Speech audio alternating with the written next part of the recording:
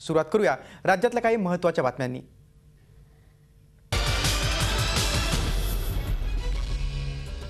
भाजपचे पंतप्रधान पदाचे उमेदवार नरेंद्र मोदी यांची आज राजस्थानातल्या उदयपूरमध्ये जाहीर सभा होणार आहे। इथल्या महाराणा भोपाळ स्टेडियमवर ही सभा होईल।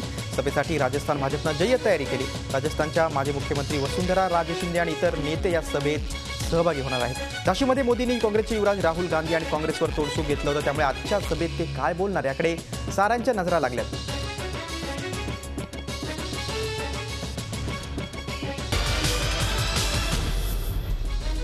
पाकिस्तानातली गुप्तचर संस्था ISI मुझफ्फरनगरमधल्या दंगल पीडितांच्या संपर्कात असल्याच्या राहुल गांधींच्या विधानावरून भाजपने सरकारवर टीका केली आहे। झाशीमध्ये झालेल्या सभेत भाजपचे पंतप्रधान पदाचे उमेदवार नरेंद्र मोदी यांनी राहुल गांधींवर तुफानी हल्ला चढवला।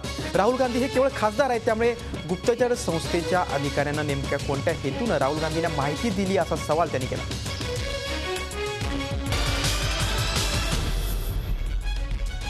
अल्पवयीन मुलीवरील लैंगिक शोषणाच्या आरोपावरून अटकेत असलेल्या आसाराम बापूंची जेलवारी वाढली आहे। कोर्टानं बापूंच्या न्यायालयीन कोठडीत 6 नोव्हेंबरपर्यंत वाढ केली। शिवाय या प्रकरणी जोधपूर पोलीस बापूंविरोधात आरोपपत्र दाखल करण्याची शक्यता होती, मात्र पोलिसांनी कोणतंही आरोपपत्र दाखल केलं नाही। दुसरीकडे आसाराम पुत्र नारायण साईंच्या अटकपूर्व जामिनावर सुद्धा कोर्टात सुनावणी होणार आहे, त्यामुळे नारायण साईंचं काय होणार याकडे त्यांच्या भक्तांच्या नजरा लागल्यात।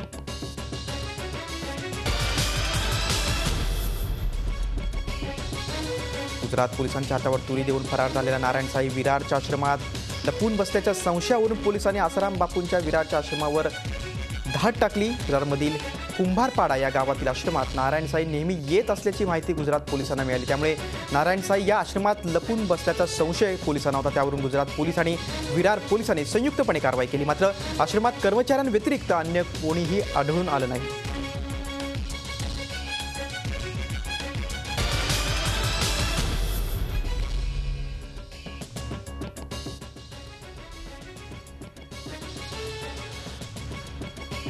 जोगेश्वरीतल्या ट्रॉमा सेंटरला दिलेल्या नावामुळे राष्ट्रवादी आणि शिवसेनेत वाद रंगलाय। हिंदू हृदय सम्राट बाळासाहेब ठाकरे या नावातल्या हिंदू हृदय सम्राट शब्दाला राष्ट्रवादीने आक्षेप घेतला। हा शिवसेनेचा राजकीय अजेंडा असल्यामुळे त्यासाठी जनतेच्या पैशाचा वापर चुकीचा असल्याचं नवाब मलिक यांनी म्हटलंय। त्याला आज शिवसेनेनं प्रत्युत्तर दिलंय। देशात अनेक शासकीय संस्थांना मुस्लिम नेत्यांची नावं आहेत आणि त्यात असलेली मौलाना ही उपाधी कशी चालते असा सवाल शिवसेनेचे नेते संजय राऊत यांनी केलाय।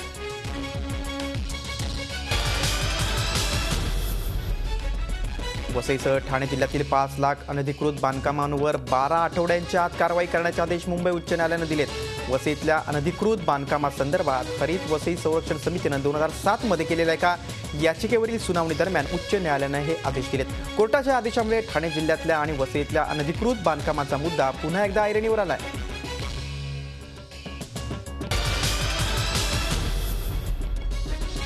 देशात कांद्यानं वांदे केले असताना सोलापूरच्या कृषी उत्पन्न बाजार समितीत अचानक आलेल्या पावसानं 80 टन कांदा भिजून नुकसानग्रस्त झालाय। खरेदीदार व्यापाऱ्यांचं जवळपास 70 ते 80 लाखांचं नुकसान झालंय।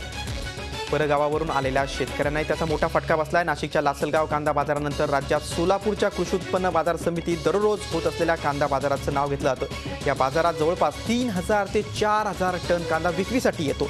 सध्या कांद्याला चांगला भाव असल्यानं शेतकऱ्यांनी मोठ्या प्रमाणात कांदा बाजारात आणलाय। अगदी आंध्र प्रदेश, कर्नाटक आणि तामिळनाडूलाही या बाजारातून कांदा मोठ्या प्रमाणात जातो। व्यापाऱ्यांनी हा कांदा चढ्या बाजाराने विकत घेतला, मात्र अचानक आलेल्या पावसानं हा कांदा भिजला।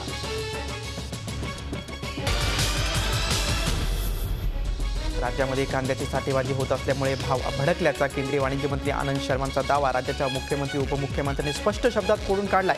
राज्यात अजिबात साठेबाजी होत नाही असं सांगत मुख्यमंत्र्यांनी कांद्याचे दर हे आयात निर्यात धोरणाशी निगडीत असल्यामुळे हा केंद्राच्याच अखत्यारीतला विषय असल्याचं उपमुख्यमंत्री अजित पवार यांनी म्हटलंय।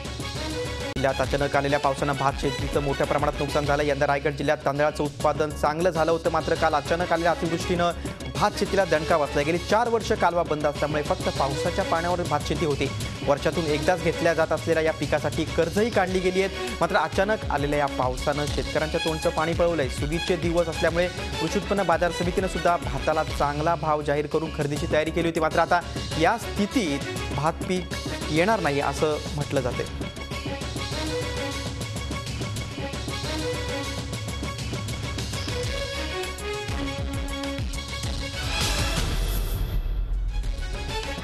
केंद्र सरकारनं विदर्भातील अतिवृष्टीग्रस्तांना 921 कोटी रुपयांचं पॅकेज देऊन विदर्भवासियांची खिल्ली उडवली असा आरोप विधान परिषदेमधील विरोधी पक्षनेते विनोद तावडे यांनी केलाय. चंद्रपूर आणि नागपूरचा दौरा तावडे यांनी केला, त्यावेळी ते बोलत होते. या प्रश्नी हिवाळी अधिवेशनात सरकारला धारेवर धरणार असल्याचा इशारा सुद्धा तावडे यांनी दिला.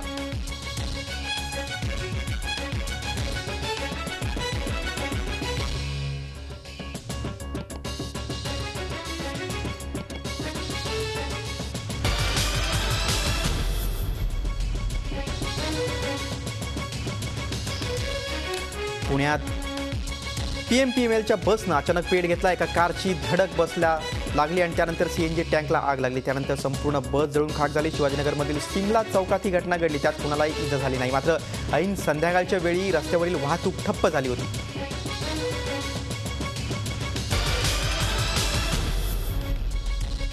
ठाण्यातील डायगरमध्ये एका 30 वर्षीय महिलेवर सामूहिक अत्याचार झाल्याची घटना घडल्यानं महिलांचा सुरक्षेचा प्रश्न पुन्हा एकदा ऐरणीवर आला. ठाण्यातील MIDC परिसरात एका खासगी कंपनीत काम करणाऱ्या महिलेवर ब्रह्मा जयपाल याचं एकतर्फी प्रेम होतं. 23 तारखेला कामावरून परतत असताना कल्याण श्रीपाटा येऊन ब्रह्मा जयपाल आणि त्याच्या साथीदारांनी या महिलेला जबरदस्तीनं एका गाडीतून अज्ञातस्थळी नेलं आणि गाडीतच तिच्यावर अत्याचार केला. याबाबत तक्रार दाखल करताच पोलिसांनी तात्काळ कारवाई करत ब्रह्मा जयपाल, लक्ष्मण कटीमनी आणि विनोद जाधव या 3 आरोपींना त्वरित अटक केली.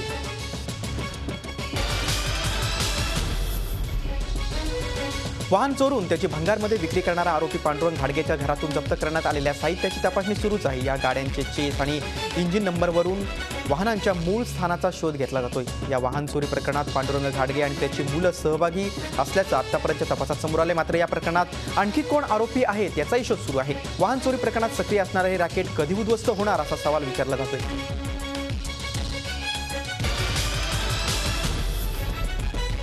मध्य रेल्वेनं दिवाळीचं गिफ्ट दिलंय. दिवाळीत 2 दिवस मध्य रेल्वेकडून 4 विशेष AC ट्रेन चालवण्यात येणार आहे. दिवाळीत लोकमान्य टिळक टर्मिनस ते मडगाव दरम्यान होणारी गर्दी टाळण्यासाठी मध्य रेल्वेने हा निर्णय घेतला. 31 ऑक्टोबर आणि 7 नोव्हेंबर या 2 दिवशी लोकमान्य टिळक टर्मिनस आणि मडगाव या 2 स्टेशनवरून या ट्रेन चालवण्यात येतील. ठाणे, पनवेल, रोहा, चिपळूण, रत्नागिरी, कुडाळ, थिवीम, करमाळी इथं या स्पेशल ट्रेनला हॉल्ट देण्यात आला आहे.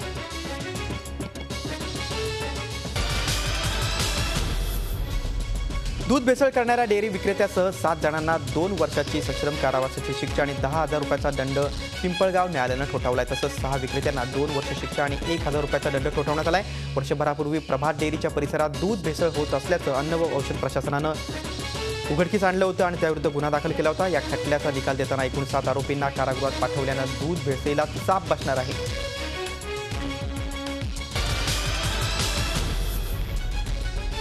पिंपरी चिंचवडमधल्या DY पाटील कॉलेजच्या एका तरुणीनं आत्महत्या केल्यानं खळबळ उडाली आहे. स्नेहा दिलीप गवई असं या विद्यार्थिनीचं नाव असून ती BBA अभ्यासक्रमाच्या 2ऱ्या वर्षाला होती. स्नेहानं सकाळच्या सुमारास कॉलेजच्या इमारतीच्या 6व्या मजल्यावरून उडी घेतली. तिच्या आत्महत्येचं कारण अजून समजू शकलं नाही. मात्र स्नेहाला गेल्या काही दिवसांपासून कोणीतरी फोन करून त्रास देत असल्याची चर्चा महाविद्यालय परिसरात आहे. त्यामुळे छेडछाडीला कंटाळूनच स्नेहानं आयुष्य संपवल्याचं बोललं जातंय. स्नेहा ही मूळची नागपूरची असून तिचे वडील नागपूरमध्ये पोलीस निरीक्षक आहेत. पोलिसांनी तिचा मोबाईल ताब्यात घेतला असून आत्महत्येच्या कारणाचा कसून शोध घेतला जातोय.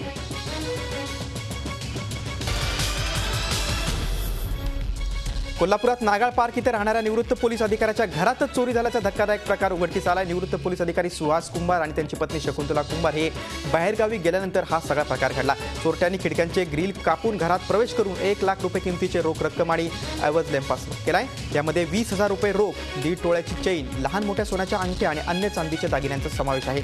या प्रकरणी कोल्हापुरातील शाहूपुरी पोलीस स्टेशनमध्ये गुन्ह्याची नोंद झाली आहे.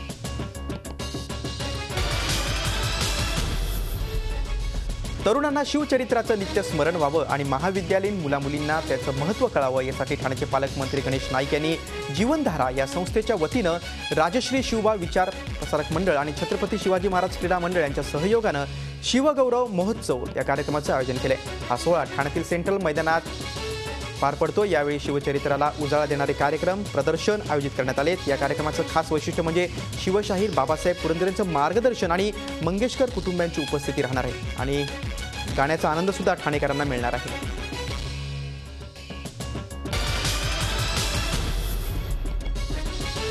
शिवरुद्राचे दिग्विजय तांडव हा 4 तासांचा संगीतमय कार्यक्रम यशवंतराव चव्हाण नाट्यगृहात पुण्यात पार पडतोय. शिवसेनेतर्फे हा लाईव्ह कार्यक्रम आयोजित करण्यात आला होता. विशेष म्हणजे शिवशाहीर बाबासाहेब पुरंदरे यांनी या कार्यक्रमाचं निवेदन केलं होतं. यावेळी मुंबईचे महापौर सुनील प्रभू, स्थायी समितीचे अध्यक्ष राहुल शेवाळे आणि खासदार भारतकुमार राऊत यांच्या हस्ते बाबासाहेब पुरंदरेंचा खास सत्कार करण्यात आला.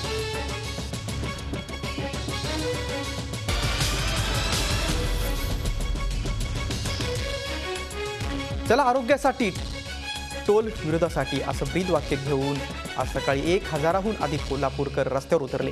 टोलला हद्दपार करण्यासाठी मॉर्निंग वॉकर संघटनेच्या पुढाकारानं हे अभिनव आंदोलन करण्यात आलं होतं. कोल्हापुरातील शाहू टोल नाक्यापासून या आंदोलनाला सकाळी 7 वाजता सुरुवात झाली. चला आरोग्यासाठी टोल विरोधासाठी अशी घोषणा देत हे आंदोलक शाहू टोल नाका, शिवाजी विद्यापीठ, ताराराणी चौक आणि परत शाहू टोल नाक्यावर पोहोचले. या आंदोलनामध्ये टोल विरोधी कृती समितीचे नेते, शिवसेनेचे आमदार चंद्रदीप नरके, सुजित मिंचेकर यांच्यासह शाळा कॉलेजमधील विद्यार्थी, खेळाडू, ज्येष्ठ नागरिक, महिला यांचा सहभाग होता. टोल हद्दपार होईपर्यंत यापुढे असाच लढा सुरू राहील असा निर्धार कोल्हापूरकरांनी यावेळी केला.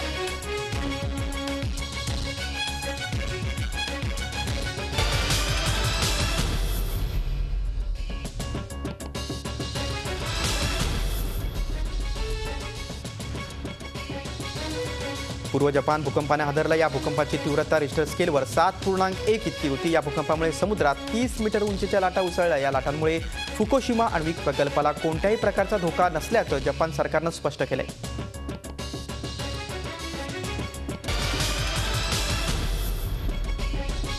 मुंबईवर झालेल्या 26/11च्या हल्ल्याचा मास्टरमाइंड हाफिज सईद यानं अमेरिकेचे राष्ट्राध्यक्ष बराक ओबामा यांच्यावर आरोप केलाय. ओबामांनी विनाकारण जमात उल दावाच्या विरोधात वक्तव्य केल्याचा आरोप हाफिज सईदनं केलाय.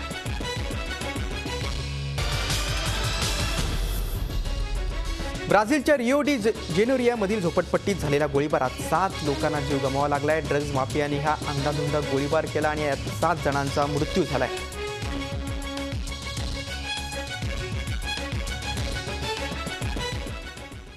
झी 24 तास एक पाऊल पुढे.